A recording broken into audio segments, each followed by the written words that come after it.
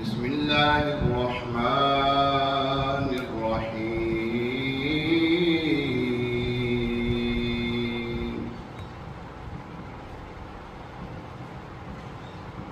قل أعوذ برب الناس ملك الناس إله الناس من شر الوسواس الخناس الذي يوسوس في صدور الناس